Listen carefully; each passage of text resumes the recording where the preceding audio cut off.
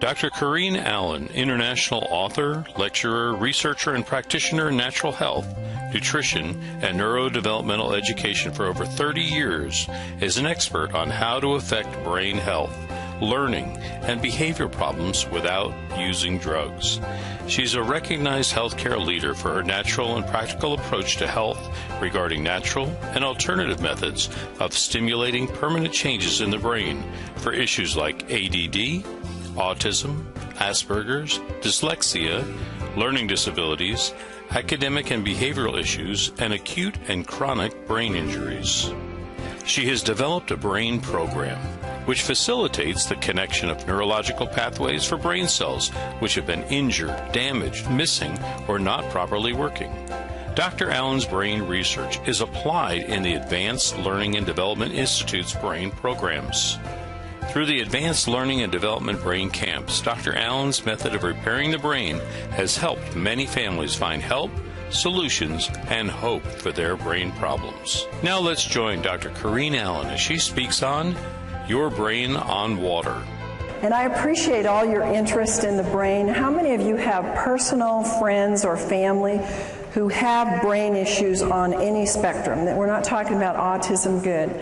We see it everywhere. We now have 1 in 75 on the autism spectrum. Research shows that 7 out of 10 people actually have some kind of injury in the brain from birth. And we see statistics that now say 1 in 10 have brain injury on some level.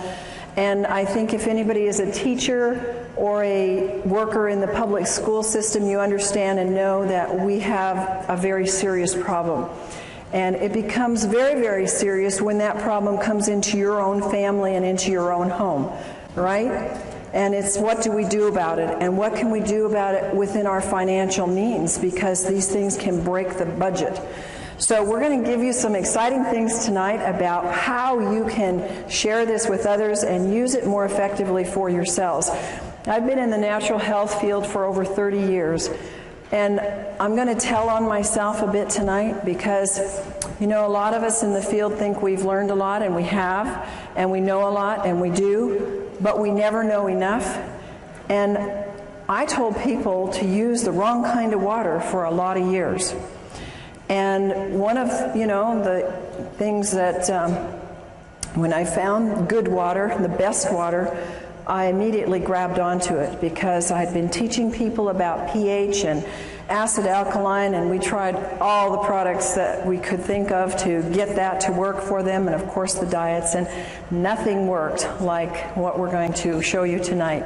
And because we have a brain center where we work with brain injuries and actually do a 2-week intense program to help the brain to circuit its pathways and do them permanently, water is a very core part of that issue. So we're just going to talk about the full spectrum of brain issues tonight and how the water, the very special water that we're going to talk about tonight, is going to help them. Your brain on water. You know that water is the very most important ingredient in your health. How many of you believe that? Now, I believed that 30 years ago, but I didn't practice it. And I didn't have a way to give people the best avenue to get that water into them. It's the one big secret that is being missed. Water is essential to superior health and wellness. And we're particularly concentrating on the brain because that is the part today that is exponentially out of control.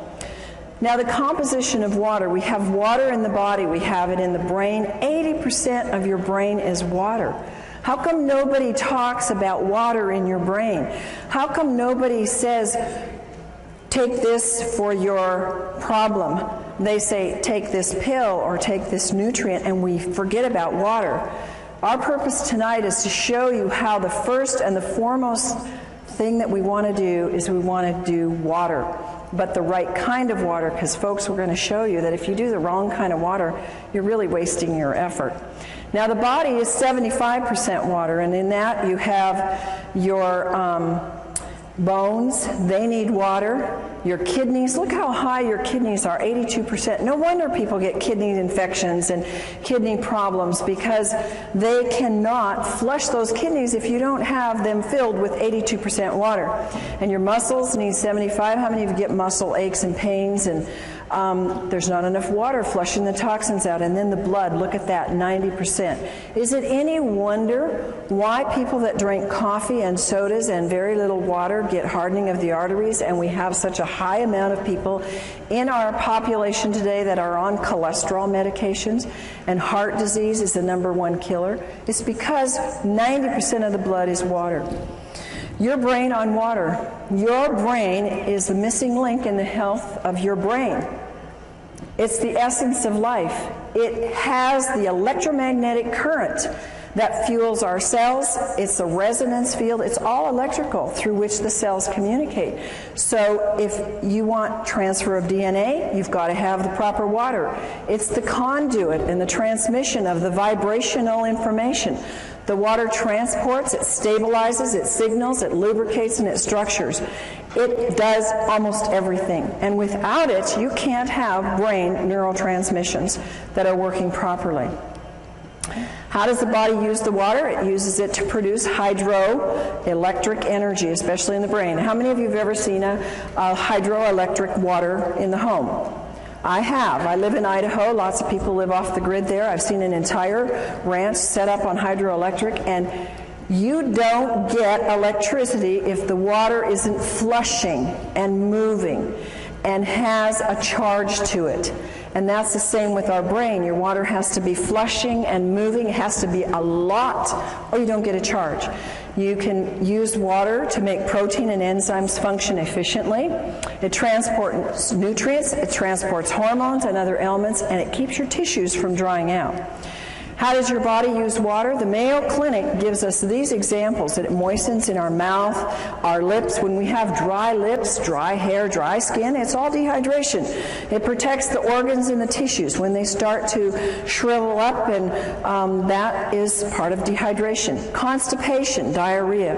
It helps dissolve minerals and other things. Minerals get hardened in our brain and start giving us sclerosis in our arteries. It regulates our body temperature.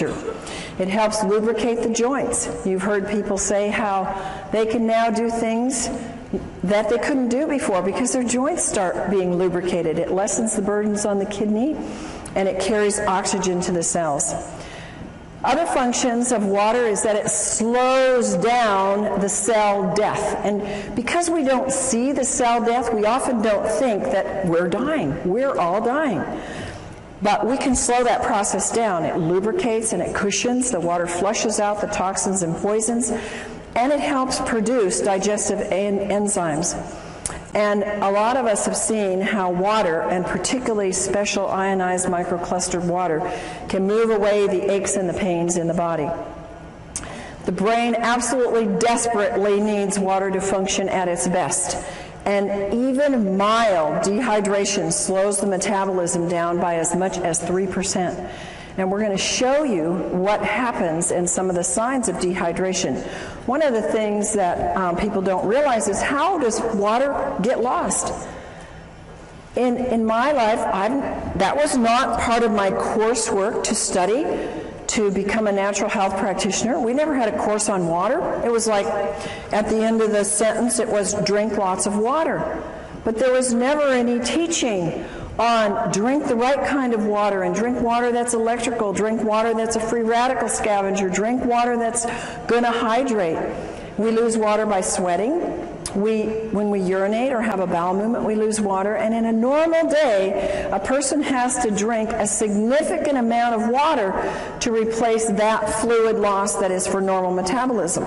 If you happen to drink a cup of coffee a day, or you have a glass of wine, or you have a soda, your need will move up exponentially, and even the basic amount of water will not hydrate you. Causes of dehydration, a very easy cause is you just didn't drink enough water. But what happens is the effects are cumulative. The body uses 2.5 liters, which is about 9 cups of water a day, according to the Mayo Clinic. Now, folks, the Mayo Clinic is mainline and very, very conservative. That is just what you need, folks, to stay alive. Will you please repeat with me? 9 cups just keeps me alive. 9 cups just keeps me alive. So when you hear these things that say 8 glasses of water, 9 cups of water, whatever, it isn't even enough, according to the Mayo Clinic, to keep your bodily metabolism and bodily processes hydrated in the least amount. More causes of cellular dehydration if you have any kind of work. Now, strenuous activities can be mental or it can be stress. How many of you have stressful jobs? Most people do or have stress somewhere in their life. Maybe I should have said, how many of you have stressful kids or grandkids? Maybe that's what your trigger is to more answer. Okay, so if you eat foods that are little in fruits and vegetables, they're dried foods. They take a lot of water to digest. And acid, it's like you didn't drink at all, because acid consumption of water, and how many of us have been diligent about getting purified water? How many of you out there have been really diligent about making sure you don't drink tap water and you drink bottled? Oh, I was adamant, you know, we have RO in our house, we have distilled, we have everywhere I go, we have purified water. It's acid water, you might as well drink nothing. And digestion of, in the digestion process, the fluids are not being replaced. Thirst is the last thing. And you know, I can remember saying to clients, you need to drink more water, and they would say to me, but I'm not thirsty. And I really didn't have a good comeback other than, you need to drink more water. But I sure do now, and you will too. Dehydration occurs when there's more water leaving the body than is being taken in. And the body is dynamic. It's moving all the time, and it's always changing. And this is especially true with the water levels in the body. How many of you notice now that your body craves water? I've noticed since I've gotten on microclustered water, I can tell my body is like listening now. It's like it's woken up all the receptors, and it like says, I need more water. And before, I never was thirsty, and I would forget to drink. So your water routinely needs to be replaced. So we lose it in all of these examples, which we're going to now show you. How many of you are not aging? Oh, we got some. Well, I tell you, after I hit about 45, I started to feel it. And after I hit 50, I started to feel it more. And then the next decade, I felt it more. And I am so thankful to God that He brought into my life and into the United States, because literally this was not available to us many, many years ago, that now I have a tool before I'm 100 to start really challenging my aging process. And you see, aging causes a decreased thirst. It just goes away. And you see many, many older people who say, I'm drinking? And you look, my folks are 93 and 90. They live in a retirement home. Nobody drinks water there. It's like water purifiers. It's like foreign. And they're all suffering, too. They're not in very good health. Another thing that we sometimes don't want to hear, don't want to see, is that alcohol causes dehydration. Well, if you're going to drink, then at least be aware you need to drink a whole lot more of the right kind of water to deal with that dehydration it causes. Now, there are special circumstances that cause dehydration, and one of them is burns. And if you know anybody that has lots of burns or little burns, they're going to need a lot more water in their body. Here's another one of those American, don't tell me, don't talk to me about it, I'm going to keep my cup of coffee. You know, when I was very, very ill in my 20s, this is what led me into nutrition and natural health, I had to quit coffee because it was actually pushing my energy down. And I thank God it did, because I realized then what it was not going to help build up my health. And a lot of people just haven't gotten that yet. They haven't figured out that it's reducing your melatonin in your brain. That's very, very important for good, sound sleep. It's decreasing your memory enzymes. I want to be full of a good memory on into my 90s and 100s. It can cause DNA damage. It affects your overall brain functioning. How many students do you know? And when I went to college and grad school, everybody was drinking coffee to what? Think, study, stay awake through the night. I couldn't handle it. Thank God at that time I was sick enough that even coffee wasn't helping me. But it actually depletes their brain functioning. And when people crave coffee, it's a craving for water that their body needs. 10 ounces of coffee removes 12 ounces of water from the body. Dehydration is caused by diarrhea. Diets cause dehydration. When you see people or yourself or whoever, when they eat a lot of snacky foods, processed foods, refined grains, chemicals, high in chemicals, preservatives, sugar is a big one. It steals the water from you, and people don't think like that. Now, of course, salty foods cause you to crave and maybe to thirst water, but what do people quench that thirst with or try to quench it with? Sodas or iced tea or something that further causes dehydration. Exercise uses up water. We know that this doesn't include just the physical exercise, but it includes the mental as well. You're going to need way more than the 2.5 liters to fill up that body's dehydration just from some of these things. Fever, we know that edema means dehydration. I've told this to people for years, and you know what? It's so hard for our brains to get it. Well, how can that be a lack of water when I got too much water? Well, it's because the inside of the cell is mostly salt and your potassium, sodium pumps aren't working right. And the body pulls the water from other parts to assist that area, and you get dehydration. And if you drink enough water, you must drink it until your urine is clear. Now, the only exception to that is, of course, if you just took a B complex with the riboflavin in it, and that will make the urine very yellow. Water is the best natural diuretic, and if people would just use a lot more of that, they would find their swelling and things would be much more improved. High altitude causes dehydration. Again, I'm going to tell you a little story about myself. It's kind of, when I look at it now, it makes me feel rather stupid and ignorant, but I went to Ecuador a few years ago, and I got very sick in Quito. And I thought, what's the matter? I'm not sick. I don't want to get the flu. I felt horrible. And, you know, we had a bottled water here, bottled water there, bottled acid water. And, I mean, I was sick. And it was a health trip. There were a lot of other people there who were into health, and nobody knew to drink water. In fact, you know what they gave me? They gave me cacao, which is chocolate, which has caffeine, which further dehydrates you.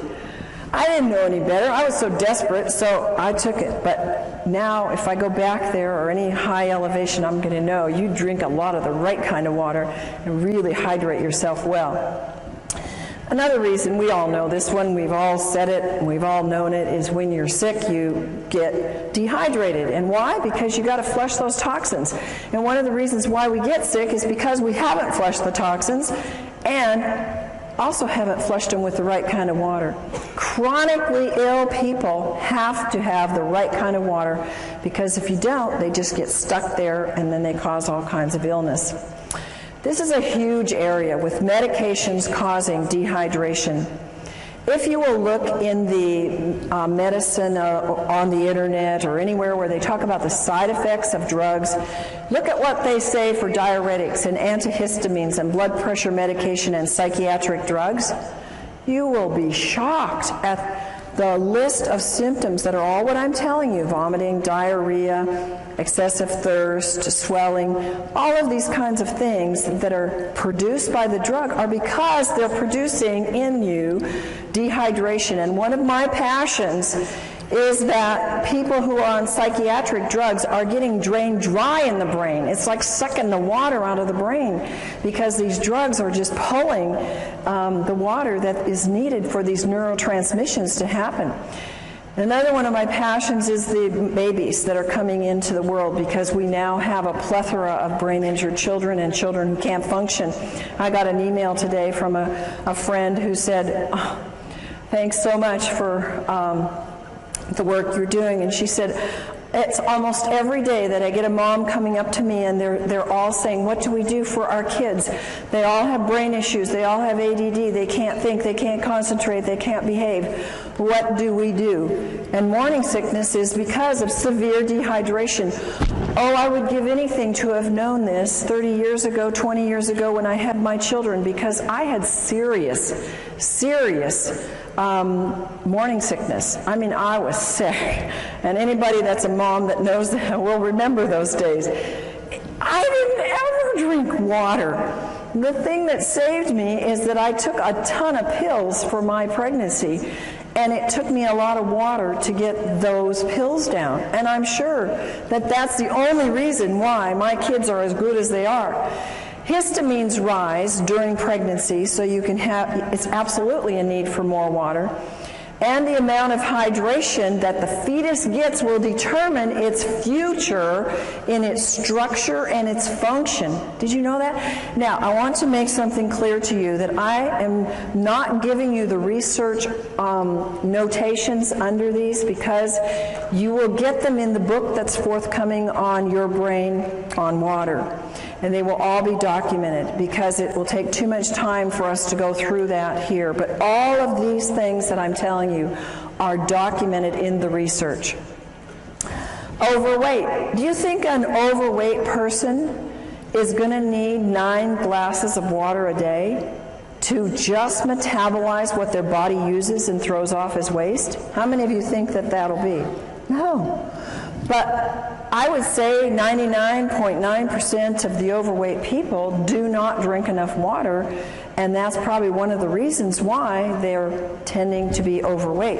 It takes more water for a heavier person to complete their digestive and eliminative processes, and dehydration will slow the metabolic rate down. And also, on the other hand, the right kind of water will speed up the metabolism.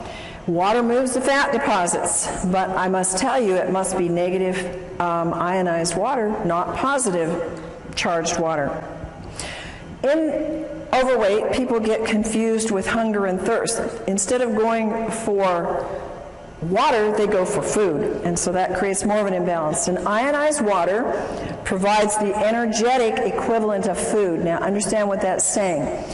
Regular water will not do this, but if you are trying to lose weight and you take the ionized water, it will actually provide energy. It's like a source of food to your cells so that you have energy and your body can burn the fat.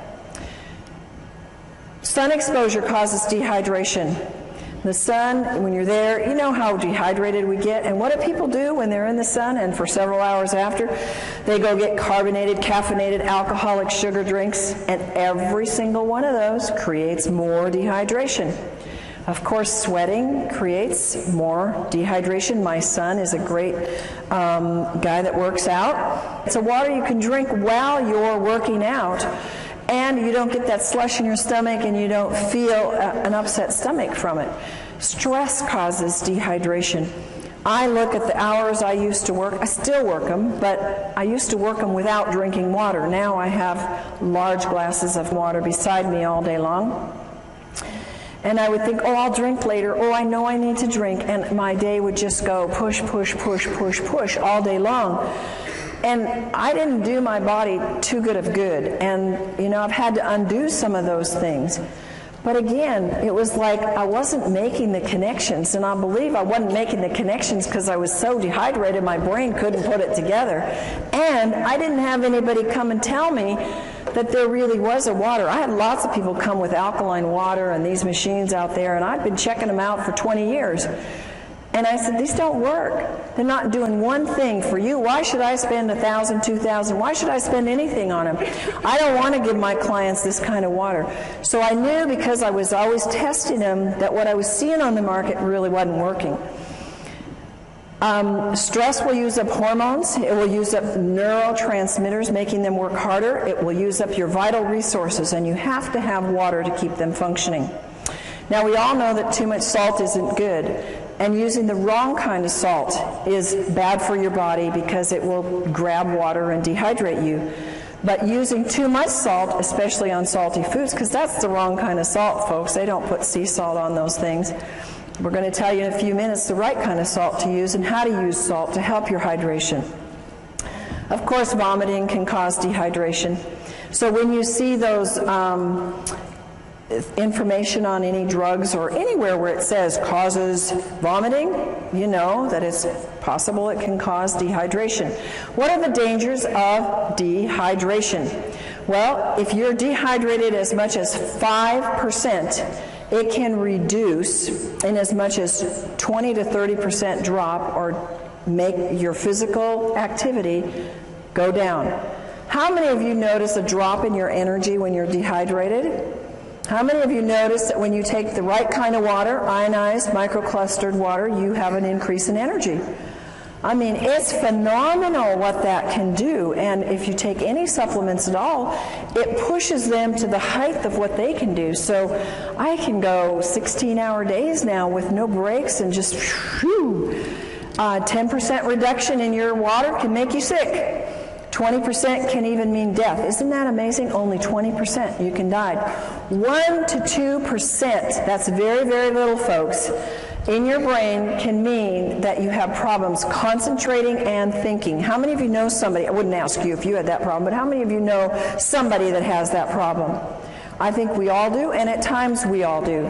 Dehydration is accumulative. It comes together. You see, the average person drinks 160,000 gallons of water in a lifetime, and 75% of the citizens around the world in developed countries are chronically dehydrated. I would have never believed that before my experience with water personally and what I've seen with my clients and our brain participants in our brain center. It's absolutely true. People are so dehydrated. 1/3 of the Americans have such a weak thirst sensation that they mistake it for hunger. And look at the obesity that we have. Look at how many of us, we don't like it, struggle with weight. And it's one of the number one reasons is water. If 80% of your brain is water, which runs your pituitary, your hypothalamus, which regulates your weight, and if your body is 70-75% water, and that is related to your hunger drives and your thirst, we know that water is a huge part of why we are not getting the weight that we want. Brain dehydration. It brings on feelings, if we're dehydrated, of anxiety and depression. The brain doesn't function properly. It uses up amino acids that are called our happy aminos that have to be working. The worse the dehydration is, the worse the depression and anxiety are. I wish I could go back to my clients who had such severe depression that they chose to go to psychiatric drugs. I wished, and nutrients weren't doing it, folks, and maybe you know people like that. Diet, they were doing all the right things, and they still couldn't get past that depression. And there are people that you're going to run into. And the reason is because they don't have the electromagnetic energy moved by the fluids in their brain through the right kind of water to get that depression to be able to do what it's supposed to do, go away. And anxiety is at a height in our world today. ATP is needed for the cellular energy. It's greatly reduced, and there's no energy. And the poor brain just can't function. How many of you have had, I just can't think today. I can't get it right.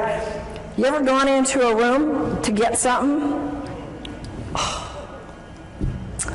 What did I come in here for?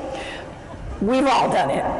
The only thing is it gets worse after you get 50 and 60 and 70, doesn't it? And so that's your trigger. Boy, I'm not drinking enough. I got to get back and get my water, but get the right kind of water. What are the side effects of brain dehydration? One of the side effects is your body starts to use up the antioxidants because of its great need to get rid of body toxins. What is one of the biggest things on the market today? Antioxidants. It's millions of dollars are being spent on antioxidants because they're being used up because of a lack of water. Brain aminos are used up to make up for this lack of water. Tryptophan and tyrosine are amino acids that are mood stabilizers. Their deficiency makes us feel anxious and depressed. Dehydration and mental functioning. Folks, part of my passion is to help you, to give you a tool to get to teachers, to get into schools, to get into our public facilities where our children are being, they're being labeled, they're being given drugs because they cannot have a good memory, they have a fuzzy memory, they can't remember math, and they can't focus. It's loaded in the schools today. And if they had the proper water, this would probably dissipate very quickly. Dehydration lowers the psychomotor processing speed, the memory, the concentration, and fatigue. How many kids and families do you know they come home and they have no energy left? They can't do anything. They want to sleep till noon on the weekends. They can't think through their school to get it done quickly. It's epidemic, folks. It affects their cognitive ability. It impacts their physical performance and their motor skills. So you are the tool. You are the conduit. You are the caucus to be able to go out and spread the word and use this information to share with people, to get into private schools, to get into church schools where they can start giving it to their students and they can see. The teachers won't be screaming at the parents to put their kids on those awful drugs. Brain issues related to dehydration. Does this look like a very hydrated brain to you? It doesn't to me. This is a real picture of a brain, and it's got a problem. Alzheimer's and dehydration, I have known for years in my practice. That has been research proven. Remember, what I'm telling you here is not my opinion. These are documented facts in research that Alzheimer's and all these other things that I'm going to relate to you are coming from documented studies that dehydration plays a significant part in it. Alzheimer's tends toward vasopressin levels, which is responsible for the water being in the right balance. Alzheimer's have increased dehydration. And one of the hardest things that I've seen in my clients that have had Alzheimer's parents or relatives, they can't get them to drink. Once they're past a certain level, it's very, very hard to get them to ingest the water. So what I say is, if you can only get a little bit of water in people, for heaven's sakes, get the right kind of water in the people so that it's hydrating water. Anxiety and panic attacks, they are rampant. People are paralyzed with panic attacks and anxiety. And what happens? They don't have water. They've got their cup of coffee next to them on the road. They've got their coffee in the morning, or they've got their soda at work. Sweating and nauseous, shortness of breath, dizziness, lightheadedness, unsteady and fearful. These are all signs of dehydration and anxiety and panic attacks. This is something that when families deal with anorexia and bulimia, if they would know how important hydration is, they could probably save a lot of money and a lot of stress. I've dealt with families with this problem. How many of you have ever known anybody with this problem? It's very serious, and it's very life-threatening. And they have severe dieting issues. They have little or no intake of fluids. They starve themselves. They binge. They vomit. They lose their appetite. They have anxiety, sleep disturbance, fatigue, lack of well-being, depression, irritation. All of those are brain problems. All of those are brain dehydration. Comas. I'm dealing with several people right now in comas. And I've found every single one of them is like 1 or 2 or 3 or 4% hydrated in their brain. They're barely hanging on, and they've been in these comas by God's grace for a long time. And if they would only get them on the water, so far these families haven't been too able to do that, but they can move them because the water is the electrical force that will wake up the brain and help them to be able to function and get things moving. Comas See, the brain and the body shuts down, and when the body is so dehydrated, well, we think because they had a brain accident and they got it hit on the head that that they can't come out of that coma because of that. Folks, I'm telling you, they can't come out because their body doesn't have enough energy in the brain or in the body to do the connections to get it to wake up. In an advanced terminal cases, dehydration is a very important factor. And hydration is a key factor in coma and delirium. It's very important that you use microclustered, ionized, alkaline water to quickly and efficiently hydrate the brain. Bipolar. It's a very serious issue. Some people have it very, very bad. Causes anxiety, depression, rapid mood changes, compulsions, loss of energy and irritation, and again, it's related in scientific studies to dehydration. Depression. I've told you some about this already, but it's a huge thing.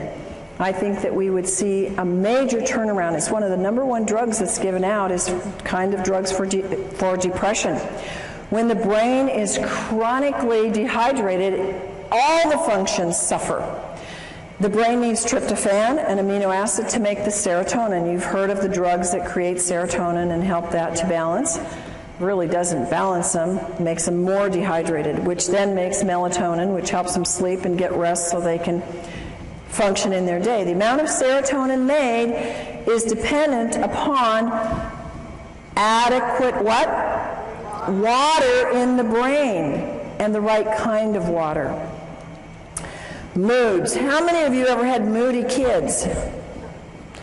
I had a moody husband and an angry husband, and he would not be upset with me telling you this because we fixed him and he's thrilled to be fixed. But he was a forceps baby, so he had some brain injury. And folks, by the way, all of these issues where they have more of a tendency when they get dehydrated, because not all of us, when we get dehydrated, go bipolar or go anorexic or go into depression. I believe there's plenty of evidence in the research to show us that they have an incident, shock or trauma or some kind of an event that has caused an injury in the brain. And in my husband's case, this was his forceps birth. So we put him through our brain programs and helped the circuits to reconnect, and he was doing so much better. But since he's been in water, he has seen even more improvement and more help.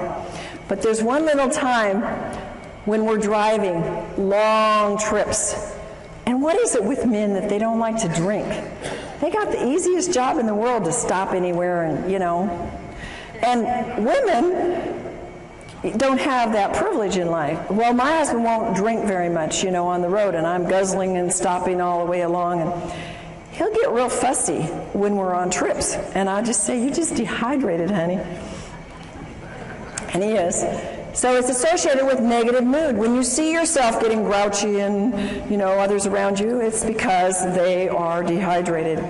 Multiple sclerosis, a big problem. It's very sad to see this. You can get well from multiple sclerosis, but it means many scars. And one of the causes of exacerbations is dehydration. Not drinking enough water, drinking other beverages that are like caffeinated beverages, soft drinks, alcohol.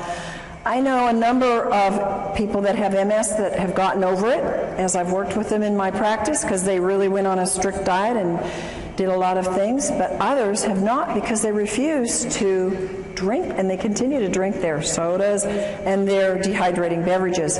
And dehydration doesn't necessarily cause it, but it makes it much worse. Here's one that everywhere I go, I have people tell me, "Oh, and yeah, my this relative, friend, acquaintance has schizophrenia."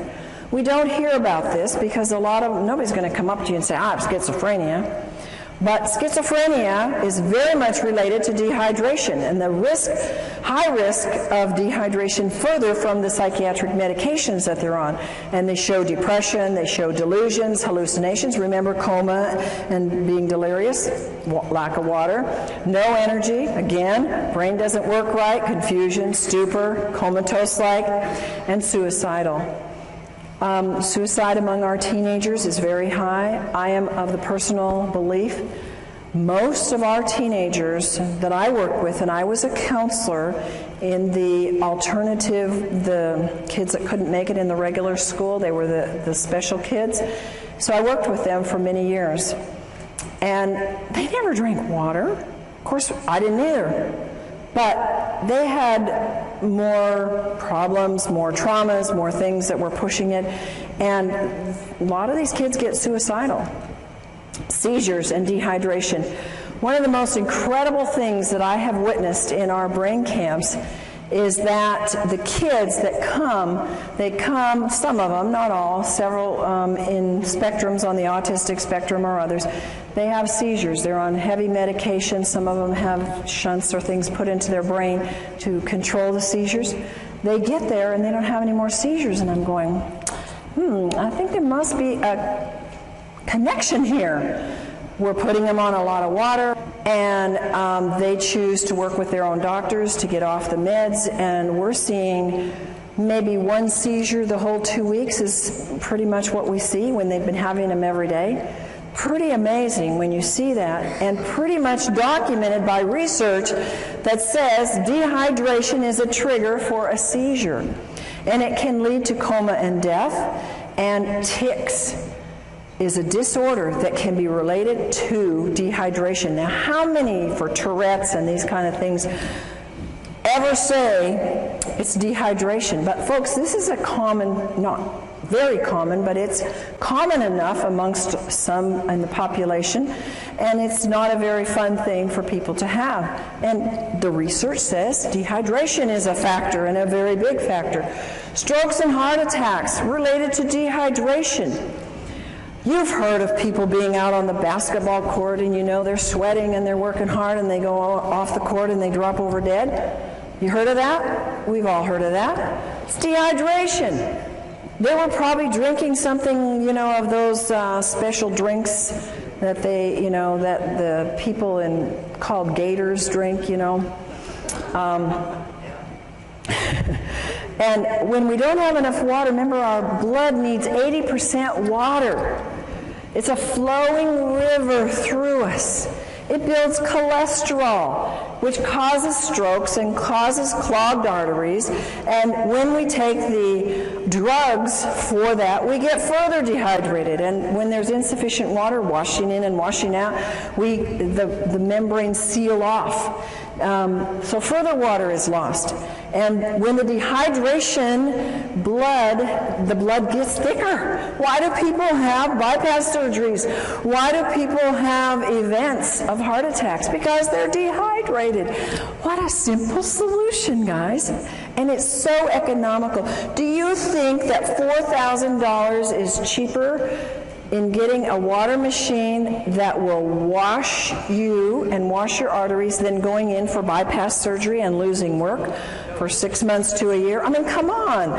Put your priorities in the right place and start thinking about what is it and where are we putting our priorities. When we think about, when my husband and I were introduced to this kind of water, we said, that's a no-brainer. We're spending all this money on supplements and all these things to get younger and to do the work that God's given us to do. It doesn't make sense for us not to have the best water on the planet. And so cholesterol is a production in a defense. It's God's way of protecting us from dehydration.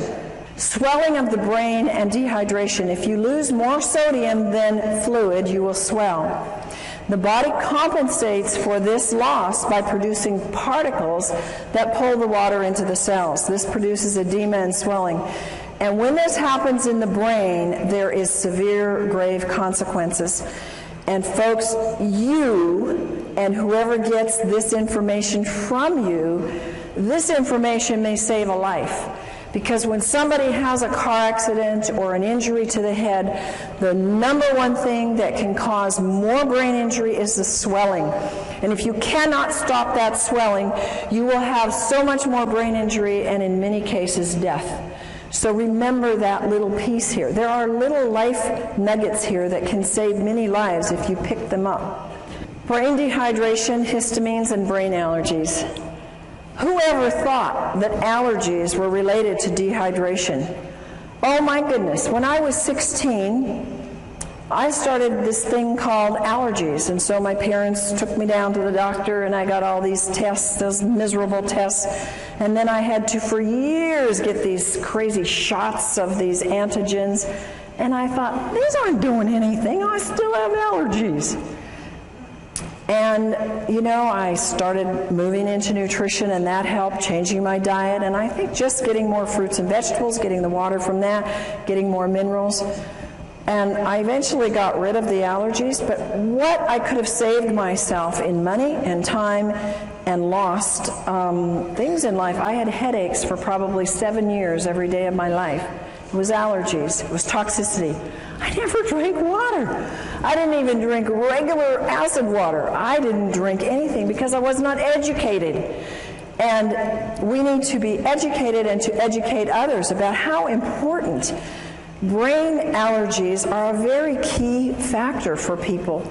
In fact, a very high number of people have allergens that get into the system, and because they don't have enough water, they affect you in having anger, anxiety, behavior disorders, compulsions and ritualistic behaviors, confusion, concentration problems, depression, mood disorders, nervousness, schizophrenia, and speech disorders. A lot of times we don't even relate these. They are allergies. When the histamine is too high, your allergies are raging, and they are related to the brain. High histamines are, what's the thing on the market? Antihistamines. Because they know you've got to bring that histamine level down, or you're going to be miserable. If you have a brain allergy or if you have a body allergy, it's an indication of dehydration. Chronic dehydration can cause histamine to become excessively active. Supplying the body with water, and again the right water, will cause a disappearance of the high levels of histamine.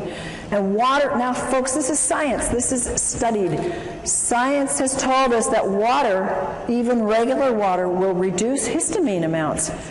But think of how much exponentially you can raise the bar if you have microclustered ionic alkaline water, because it inhibits the histamines even more and their production and acts like an antihistamine. It's fantastic. Science has documented a lot of things for the brain, and histamines is one of the things they know. They've done the studies. Brain issues are linked to the histamine levels being way too high. Abnormal fears, aggressiveness, autism, bipolar, compulsive behavior, compulsivity, and rituals, crying easily, depression, hyperactivity, obsession about sex, overstimulation, racing brains, schizophrenia, suicide thoughts, and others. See how many of these are coming at us from different levels. Many of these things you've heard just a few minutes ago about dehydration. Now you're hearing it about histamines, that they have high histamine levels being caused by the dehydration. Signs of high histamines are caused by brain allergies: agitation, aggressive behavior, anxiety, autism, depression, fatigue, irritability, learning problems, moodiness, psychotic issues, slowed thought processes. And do you know that most common in the world of allergens is dairy and gluten? One of the things we do in our brain camp is we do a gluten-free, dairy-free diet, teach people how to do wonderful recipes without gluten and without dairy, because they are such high triggers for the brain to go into some of these things. Water is a natural antihistamine. Research shows that water is known to reduce histamines.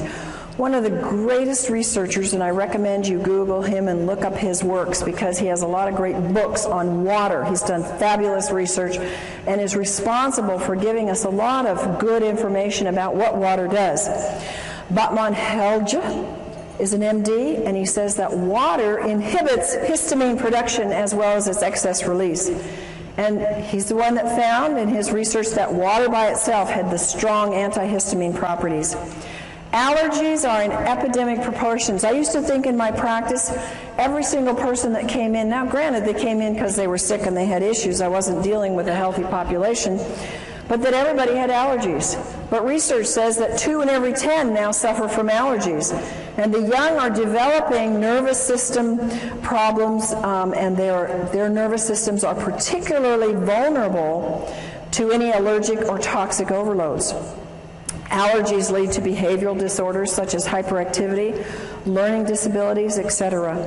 At least 1 in 10 child may react adversely to some common foods or additives. Dehydration produces more histamines. Histamines are produced exponentially when the body becomes more and more dehydrated. Your brain's health depends upon 3 main factors, and I want you to memorize these. Write them down. You got to drink water. You got to drink enough water, and you got to drink the right kind of water. So when we say drink water, right now we need to be saying you need to be drinking water that hydrates the body. And what is that water that hydrates the body of the brain? Microclustered ionized alkaline water. Water recommendations, and these are only guidelines because I find that I need sometimes a lot more water than this. The minimum intake for children and adults is 1/2 your weight in ounces. Think about this, folks. How many of our school children even drink 2 glasses of water a day? Very few. And parents say, well, here's your Coke, here's your milk, here's your, your health drink, whatever those are on the market today. Here, you need some energy, take this. And they're making them more dehydrated. The body needs no less than 2 quarts of water and 1/2 teaspoon of sea salt every day to compensate for its natural losses in urine, respiration, and perspiration. Remember that the inside of the cell is water with salt in it. It's not just water.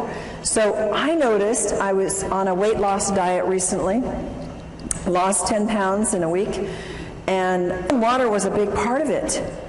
And it was exciting, and I would take a teaspoon of salt, and I love salt, so it wasn't hard, but it helped me. I mean, it was pushing it out. So it was kind of exciting, and I could see my body was needing more than a gallon a day to flush all the toxins that were moving. To really hydrate the system, you can drink equal to your weight in ounces. So if you weigh 150 pounds, you can drink 150 ounces, not 150 pounds, folks. Sodas. How many of you are hooked on sodas? No, in the past were hooked on sodas. Yeah. And did you know it? No. Nobody ever taught you that. Like, they taste good. And I need a refreshment, and I just ran, or I just had a stressful day. Oh, give me a drink. Or what do we do for people to be kind of hospitable? We give them drinks, right? And we have a whole assortment of things that are all dehydrating and all acid. If you substitute milk, juice, sodas, tea, coffee, alcohol, you have to drink even more alkaline water. You have to drink 12 ounces of water just to replace, remember that 10 ounces of coffee. It takes 32 ounces of alkaline water at 9.0 pH to neutralize 1 8-ounce soda. Is that amazing? And you can experiment with it and see. Start pouring in and see how many glasses of alkaline water it takes to bring that pH up to alkaline. It takes 32. Dehydration is caused by water not absorbing well. Water has to be microclustered, ionized, and alkaline to have the proper hydration to cells. And again, to the average person, it's like, I don't even know what dehydration is. Well, now you can give them this information and let them see. They're going to all identify. How many of you have identified with some of these symptoms we've talked about tonight? And so the average person is going to get it. They're going to know, oh, I am dehydrated. I do need water, and I have not been educated about water. The average person, even in health, folks, even your practitioners in the natural health, have not been educated about water because we haven't had the right kind of water readily available, but we do now. RO, distilled, purified, bottled acid waters, they're all going to dehydrate and take water out of the body. So what do we drink? We drink only microclustered, ionized, alkaline water made with medical grade. Folks, I cannot emphasize enough how important this is. I cannot tell you the horrible cases that I've seen. I've seen people grow things like tumors on their body within 2 months of having machines that are ionizers that were half the price and were already putting toxic metals into their body, and when they stopped the water, the growth went away and the metals they were getting and the toxins. So it is absolutely critical, and just having solid plates isn't enough. You've got to protect those metals, and only medical grade platinum and titanium are safe for your body so they don't break down. And you don't see that, folks, and most people don't know how to test it. So just drinking the water, you're not going to taste it. Begin drinking as soon as you wake up in the morning, 16 ounces of water. You want to drink all day long, every hour. Drink enough so that you get clear urine. One of the complaints is I got to run to the bathroom all day long. You know what I found out? That once your body gets rid of a lot of that toxins, you don't have to run so much anymore. So be blessed and thank God that you do have to run, because you're moving toxins when you have to go frequently, and it will pass. And if you live in high altitude, you got to drink more water. And if you eat any convenience food, you have to drink more water because it sucks up the water. And if you exercise, if you walk up a hill, if you walk up the stairs, if you go downstairs and do the laundry, whatever, you're exercising some, you're using up more water. If you have a lot of stress, stress causes more dehydration, and your metabolism is using up that water. Our next subject is about salt. Salt is, you should only use sea salt because salt expands the blood so it can reach all parts of the body, and it helps to stabilize the blood pressure. And I take my clients who have high blood pressure and say, you know, you must have some salt in your diet, and definitely get on the right kind of water. It helps you sleep better, and it helps reduce mucus. Inadequate intake of water causes dehydration, but it's not just the inadequate intake. Drinking enough water is only one of the elements in rehydrating the brain and the body. You have to also have the right kind of water. It has to be microclustered, it has to be ionized, it has to be alkaline, it has to be made from solid medical grade plates, and it may or you may not absorb enough water. I can't tell you how many people have said, and they've even gone into their doctor and said, I'm drinking a gallon a day and I'm still dehydrated.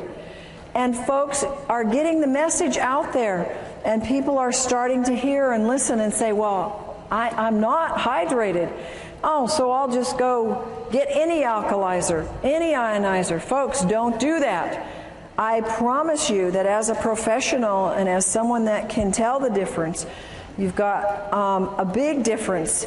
And when, you know, it's like you do pay for quality. You know that about your cars, you know that about your houses, you know that about your lives in other ways. Why don't we get it about our water? And hopefully you will get that and be able to help your friends get that. Water that is acid is dehydrating.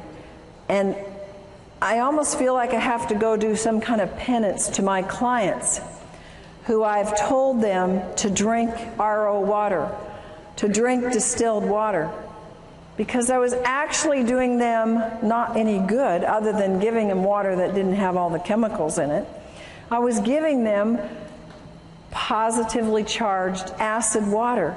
And then we were having to give them products that had to move the pH, and they were having to do more and more raw foods because they couldn't get their pHs to stay alkaline because they were drinking all the wrong kinds of waters. Water that is acid is dehydrating. One of the greatest things you can do with people is go up to them and say, hey, you drinking that water? How long have you been interested in good water? And people that are drinking bottled water care about their water, right? They already are aware that they need to be drinking water and that it's important for them. Water, folks, is not just water. Would you ever drink this water coming out of your left-hand side here? No. Would you drink it coming out of the right, the falls? Yeah, you wouldn't probably have any problem at all with that. Water is not just water. It has a structure. And the structure is very different in water that comes out of polluted areas or tap water or RO water. Ionized water has an ability to change the structure of the water. And your water has its own brain. Even the purest water can still contain vibrational pollution. Even pure bottled water, even pure RO water has a vibrational pollution of acid. Water's the most programmable substance on the earth. It has a memory. It'll actually contain the energetic signatures of whatever is placed in it. And it stores and transfers this information within the body. This is why we can now replicate that water that is like the hexagonal water coming out of the high mountain areas in the Hunza area and in other areas that are mountain areas known for longevity. We can now duplicate that in your own home and have longevity coming out of your own tap. And bottled RO distilled is not the best. It will not hydrate the body. There's a couple things. We have structure of water. The water is a pentagonal structure. That's large, big clumps. And it's very hard to move them into the cell because the cell has very small, permeable walls. And it's not shown in any way to improve life other than keeping you alive. It accelerates your aging, and it's high in acid waste that build up. The metabolic functions actually decrease. And there's little capacity for that water to store any energy. It has little energy to give. How many of you get energy from drinking tap water or RO water? Do you get energy from drinking microclustered, hexagonal, ionized water? Yes, amen, do you? A lot of energy because it holds energy. Little penetration of the nutrients into the cells. I can take half of the vitamins and minerals I used to take. How many of you have the same thing now that I drink hydrated, microclustered water because it gets into the cells? Nutrient absorption is more efficient, and there's an inefficient absorption or getting rid of waste with the pentagonal water. Now the hexagonal structure of water is small clumps. It's easy to get into the cell. They improve life significantly. They slow down the aging. There's no acid waste buildup. The metabolic functions increase. I've actually noticed that when I drink this water, I tend to have a low thyroid, but when I drink the water, my thyroid starts working a whole lot better. Huge capacity of this hexagonal water to store energy. And it needs those folks, those very strong, solid medical grade plates to be able to make that kind of water for a lifetime. If you don't have that, you cannot keep producing that year in and year out. It is highly energizing to the cells. It gives rapid penetration into the cells of nutrients. It helps their absorption, and it helps efficiently remove the waste. It contains powerful antioxidants. We call this microclustered, hexagonal, ionized water. And it has the negative hydrogen ion called the hydroxyl ion. Its water becomes alkaline, which helps our bodies move to the pH side of alkaline. It's super hydrating. You can run a very strong race. I can do a very strong workout where I'm jumping and moving and very much doing cardio, and in the middle of it drink a whole glass of water, and it doesn't stop me at all. Whereas I could never do that in the past. I had to do it before or after exercise. And the ionized water is 6 times more hydrating than conventional water. Microclustered hexagonal ionic water scavenges free radicals. It breaks down the cells. The free radicals steal the molecules from the healthy tissue. They create unstable or mutated cells. How do you think we get cancer, folks? Those are unhealthy, mutated cells. And free radicals are responsible for all disease. People come up to me and say, well, does it help this? Does it help this? Does it help this?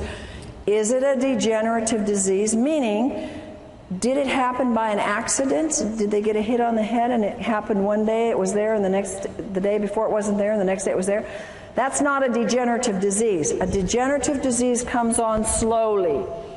And almost all the problems that we have today, of which we have myriads of names for, are degenerative, and the water is what is responsible, number one, for moving those free radicals out of the body, which are causing those things.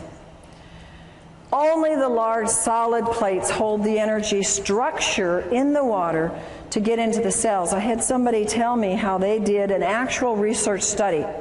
They bought 4 or 5 of these other machines that have slotted plates, have mesh plates, and even some other kinds of plates, but they were not the high-grade medical solid plates. True to the research on hexagonal water, that if it's true hexagonal water, and if it's done properly with the proper electricity, the proper amount of square inches, enough on the plates to get the water split, it will hold, and that water held every single time way more than every single one of these other types of machines. And you can see the difference in the sizes.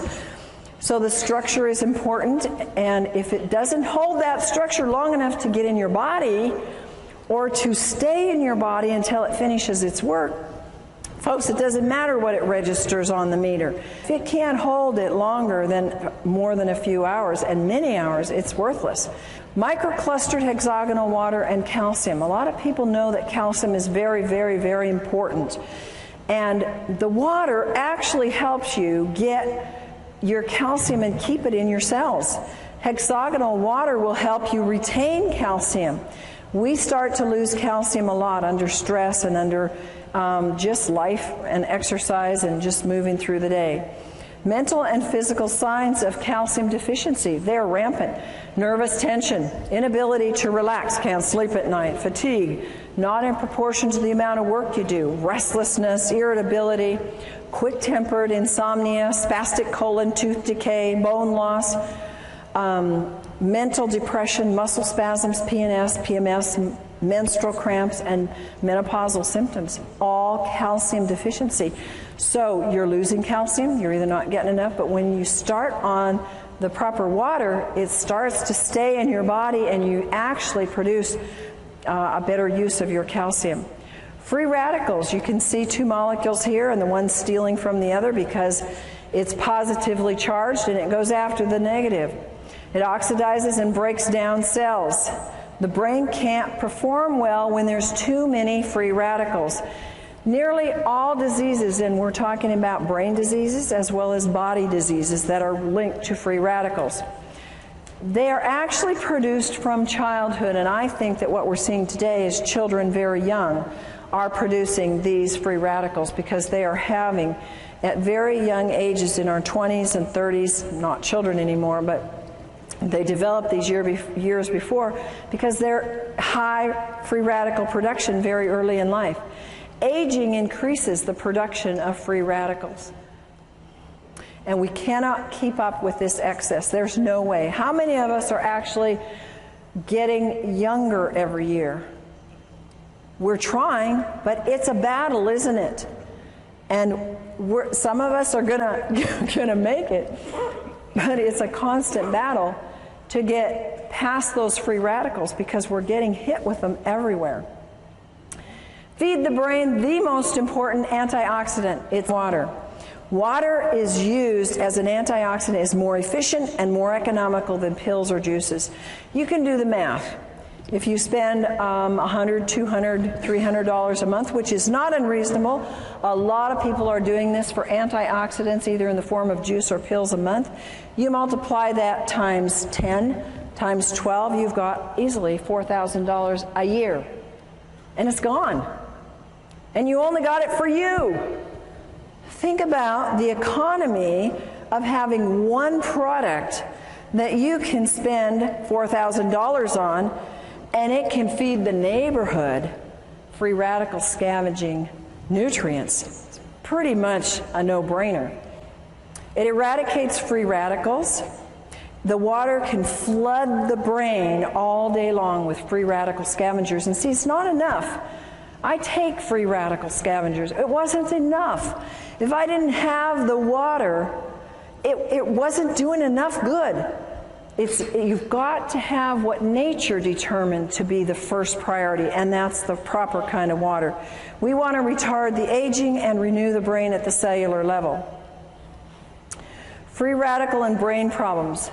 These are all, again, scientifically documented that free radicals are an important part of the problem in aging brains, ALS, in Alzheimer's, in anxiety, in autism, bipolar, brain edema, brain infections, brain allergies, depression, hyperactivity, obsessive compulsive, Parkinson's, schizophrenia, seizures, sleep apnea, stress, strokes, and toxic metal accumulation and traumatic brain injury.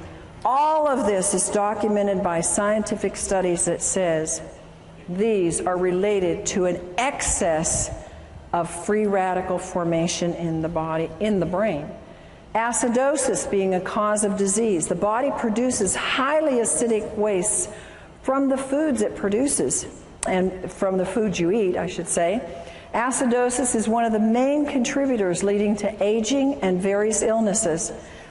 Acid wastes, if you don't excrete them, what do? They circle around and around and around. They end up being aches and pains. They end up being a loss of function, a loss of your brain. It can accumulate in your arteries, blood vessels, clog them up. You can get stones. You can get anything and everything from these acid wastes. And they accumulate in cells that are deprived of oxygen and nutrients. Look on the left-hand side and you'll see the things that cause acidosis in terms of food. And anything basically that is not a fruit or vegetable is an easy way to remember. They're acid forming. And how many people have an 80-20% diet? Folks, that's 80% foods that are fruits and vegetables and 20% that are grains and other foods. Not too many people do that because it's hard to eat that way, and not too many people are that dedicated. So acidosis builds up from the foods that you eat. Acidosis induces, now again, science has shown that it induces brain damage, that acidosis can actually cause neuron death, and it causes a reduction in the glutathione production, which is the most powerful antioxidant that your liver produces on its own when given the right stimulus and nutrients. The pH potential of hydrogen measurement in the cells. You have your alkaline pH and you have your acid pH. The negative ions are on the alkaline side. You assist detoxification when you have alkalinity. And the body, when it's alkaline, it can absorb calcium and magnesium and sodium and potassium. The body is amply supplied with minerals. You're not always going to be deficient. And it's abundant in oxygen. When you have an acid, you have abundant energy. Then you have positive ions if you're on the acid side. They cause auto-intoxication. That means you poison yourself. And the body can't absorb the minerals. I've had people who say, but I take all these minerals. They're spending hundreds of dollars on minerals and they're not absorbing any because they're acid. And body uses up these key minerals in trying to neutralize acids. There's a lack of oxygen and there's little or no energy. How many people know that the number one complaint is no energy? And when a product comes out that can give you more energy, people go for it, don't they? And what a simple thing to have, pouring out of your tap in your own home that can produce a life flow of energy, not just for you, but for your whole family and your whole neighborhood. ALS and acidosis. There's a Dr. Gansel who's done a good study and works with ALS. And he's reported in the Townsend newsletter that he believes ALS is caused by severe acidosis. This is a very damaging neurological disease, and most people don't live with it. Recommends the use of, look at this, water that sends low voltage electrical impulses into the water. Now the next one is autism. Autism, a lot of you have asked me about. It's rampant. The U.S. military claims now we have 1 in 75 are on the autism spectrum. A few years ago it was 1 in 50. It keeps going down the wrong direction. Symptoms of autism, according to research, are linked to acidosis. High amounts of acids are found in the blood of autistics. And the mitochondria damage in the autistics is linked to the acidosis. Bipolar is linked to acidosis. Children's problems, acidosis. If they're shy, it's been research found, fatigue, impaired concentration, unwillingness to eat, perverted appetite. I had kids like that, one in particular. They're tough to deal with. Acidosis. And you know what? They don't like to drink. A lot of these kids that have these problems, they don't want to drink. And they want their foods that they want, and mostly they're not fruits and vegetables that they want. They can be restless and poor sucking. These are acidosis symptoms in children. Then you have schizophrenia, can be related to acidosis. Dr. Steinfeld says the key problem in schizophrenia is acidosis, and his work verifies that it is a biological problem. Seizures and acidosis. We talked a little bit about this before in terms of dehydration, but research also says it's due to acidosis. And an acid pH can actually trigger the seizure that can then lead to brain damage. Stress and acidosis. If you're stressed out, mental stress causes acidosis. Autointoxication, when you are poisoning yourself because you didn't drink enough water to get the poisons out, your bowels aren't moving, you're not urinating enough, stresses the body, makes you acid. It increases your cortisol production. When you increase your cortisol production, you want it low. It causes you to gain weight in places you don't want it. Acid is increased in diabetics. In every single diabetic, they have an acid problem. And there are absolute miracles when you look at this work that has been done with this microclustered ionized alkaline water in the hospitals in Japan. You have seen pictures, video documentation of diabetics who have been absolutely turned around using this water. It's absolutely fantastic for any blood sugar issues because it helps get rid of the acidosis. It doesn't do anything to cure a disease. It gets rid of the causes and lets your body do the work. Acidosis in a traumatic brain event. If you are eating junk food and not drinking water properly, the right kind of water, and you happen to have an accident, a car accident or hit on the head, you can have a pH level in the brain that's already acid. When that event occurs and there is a shortage of oxygen or a traumatic event, restriction in the blood, or whether it's a stroke or a heart attack or an accident, the damage is actually made worse and the damage is increased in the brain. Here are other issues that acidosis is related to in the research. It's related to Alzheimer's, their acid, alcoholism, comas, Down syndrome, nightmares, and multiple personality and Parkinson's. Alkaline water solution. We have a solution. It is so exciting for me to be able to share with people a solution because we have an epidemic of brain problems. Would you agree? How many times have we said, what is wrong with them? Yeah? And, you know, it might be us, but, you know, we think and we see that there's a lot of issues with people's brains. They're not thinking right. They're not reasoning right. They're not functioning. We have an easy solution. It's effective. It's economical. It increases your oxygen. We know that oxygen is important. How many of you know that cardiovascular exercise will increase your oxygen? How many of you do it every day? Good, some of you, but we don't do it enough, do we? And how about if you could oxygenate your brain every hour of the day by just drinking a glass of water? Is that amazing or what? Nothing else like it. It moves acids waste efficiently, and the most efficient, and it neutralizes the acid in the cells. Use common sense, folks. Don't assume that water's going to cure anything. The body will heal itself when it's given the proper nutrients. And folks, water is a nutrient. Talk to people like this. Water is the number one thing that we are missing in all of our health programs. And that's the number one nutrient. It's a nutrient. It's not a cure. It's not a pill. It's not a prescription. It's a God-given nutrient, and it's the number one nutrient. And the wonderful thing is that we can share it at such an inexpensive cost, literally. You know how much medical things cost? Have you ever had a medical event? You can put out how much? $4,000 in about 5 minutes? Anybody had that experience? I've had many times where I've seen people where they won't spend money on something that will help them prevent an event. They have the event, like go to the emergency, and they spent that 10 times over. So think about that. You know, you're not buying something to have in your home and to have for your family because it's something that you don't need.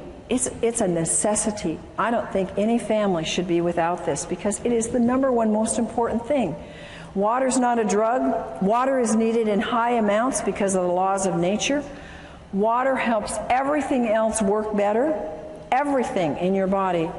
And water needs to be the first line of help. You are the soldiers. You are the infantry. You are the first line of defense. You are the ones that must tell them. You must show them the way. You must teach them. I had to be taught. You had to be taught. How many of you knew this when you started? Somebody taught you, didn't they? Now you're being taught. Now you go tell and you share and tell them how to get water. And tell them that water is not just water, no matter how pure it is. That they need 3 things in all the water that they drink. And if they don't have it, they don't have the best water. They need factor number 1, strong antioxidants that fight free radicals. Number 2, they must have microclustered hexagonal water that hydrates and carries antioxidants and nutrients deep into the cell. And number 3, they must have water that has the increased ability to carry oxygen into the cells with high alkaline pH values. Now we're going to do a fun little demonstration for you here. And I have a volunteer who's going to come up and help me with this. And this is for you. I want you to be able to have a hands-on tool because people tend to show me. Show me that I'm dehydrated. Prove to me, oh, I'm not dehydrated. I'm going to give you a little test that everybody in the room can use. And you're going to go home and play with it tonight and play with it with your friends. It's a test that comes from some of the acupressure and kinesiology that we learned. This is Gina. And Gina has traveled all day, and so she's been pretty dehydrated, so I thought she would be a good one to test because she didn't get to drink her good water. So first of all, we're going to just test her, and I'm going to take you this way. Okay, and you can see it on the screen. I'm going to test the tip of her nose. If we're going to test her in the clear, I'm pushing pretty hard, and I don't get any muscle or energy break. And now we test the dehydration point, and I have no trouble breaking that because she's very dehydrated. So now we're going to try and find something. She goes to the store, she runs into the 7-Eleven, and she comes out with Smart Water. And she takes this, open it up, and let's take a swig. And you can actually take a swig of it, hold it in your mouth so it goes to the energy to the brain. Good. And unfortunately, you'll have to swallow it. No, not yet. Okay, now let's go back to our point. Did it hydrate? Not doing anything. The energy's not going anywhere. Okay, you swallow. You know what? I think I'll give you my glass so you can spit in it. I don't want you to have to drink all the soda. Well, the next ones, you won't want to drink these. All right, let's do some bottled water. So have a swig of RO. You can drink that because it won't kill you. Hold it in your mouth. Now, is this going to hydrate her? It's even weaker. All right, you can swallow that. Now, sometimes we think, oh, we're thirsty, let's go for some juice. All right, so take a, so you can swallow that too. Hold it in your mouth. Good old pasteurized juice. Did it hydrate that brain? Not even. Yeah, that's right. And Sprite. Okay, now, you can swallow that if you want. You can spit it out too. Okay, give me a swig, and you can put it on the table there. Okay, give me a strong, let's hear. Nothing. You want to spit it out? Swallow. You swallowed it. Okay. Now, this is good microclustered hexagonal ionized water. And let's put it in the mouth and see what we get there. Hold it in there. And is it going to hydrate or not? What's your vote? I can't even budge it. Now swallow. Thank you. You may have that. I have this. You may. You're going to need 34 of them.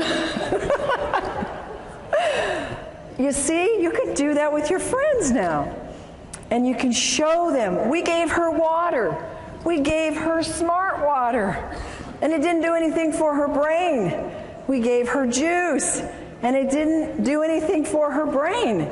And so we need to have the ability to take and show people. So now I've given you a little trick to test for dehydration. You first test them in the clear, and then you hold the point on the nose, and then you can give them tap water, you can give them RO water, whatever's available, and then you want to hold the last, and you can have them put it in their mouth, because it'll go to the brain, and it will show you if it's hydrating the brain. And isn't that amazing? What could we do to our society if we could change the hydration of our brains, starting from our schools, from kindergarten up? Yes, we could change our society, literally, if we would hydrate our brains. Take control of your health. Your body requires a constant and a consistent supply of water. It is the most important compound you put in your body. How many of you believe that? I know you believed it before tonight, but how many of you now are emphatic about it? And no function or reaction in the body can take place without the presence of water. Do you realize how critical that is? If there's a function in your body that is not working, what is that telling you? You don't have enough water, because every function and every reaction in the body needs water. And that is our presentation for tonight.